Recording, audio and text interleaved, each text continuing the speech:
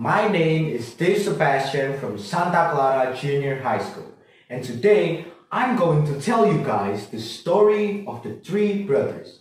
So sit back, relax, and enjoy yourself. There were once three brothers who were traveling along a lonely, winding road at twilight. In time, the brothers reached a river so deep to wade through and so dangerous to swim across. However, these brothers were learned in the magical of arts, so they simply waved their wands and made a bridge appear across the treacherous water. They were halfway across it when they found their path blocked by a hooded figure, and it was Death. He was angry that he had been cheated out of 3 new victims, for travelers usually drowned in the river. But Death was cunning. He pretended to congratulate the three brothers upon their magic and said with his charming voice, "Congratulations, you clever wizards, for I have tested your journey and you have succeeded."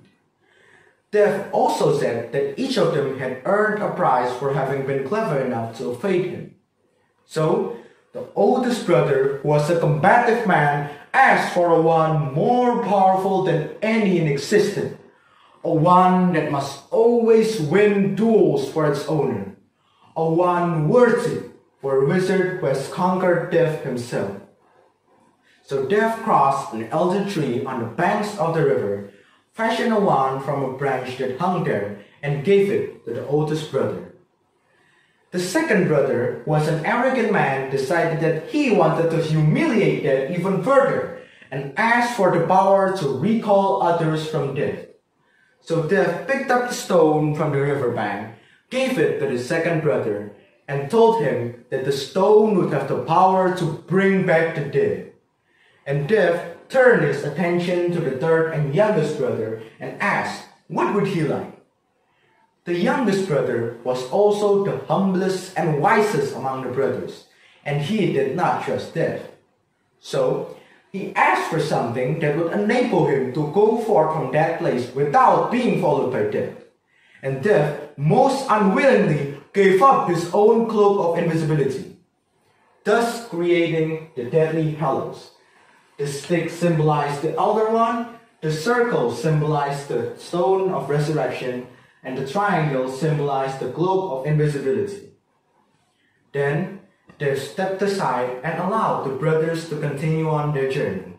And they did so, talking with wonders about the adventures they had had and admiring Death's gift. In due course, the brothers separated each for his own destination. The first brother traveled on for a week or more and reached to a distant village. He sought a fellow wizard with whom he had a quarrel. Naturally, with the Elder One as his weapon, he could not fail to win the duel that followed. Leaving his enemy dead upon the floor, the oldest brother proceeded to an inn where he boasted loudly about the powerful wand that he had snatched from Death himself, and of how it made him invincible. "Those who dare to challenge me shall die in the hands of my Elder One," said the oldest brother, drunk from the Elder One's power. Later that night, another wizard crept upon the oldest brother as he lay upon his bed. The thief took the wand and for good measure slit the oldest brother's throat. And so Death took the first brother for his own. Meanwhile, the second brother journeyed to his own home where he lived alone. There, he took out the stone that had the power to recall others from death and turned it thrice in his hand.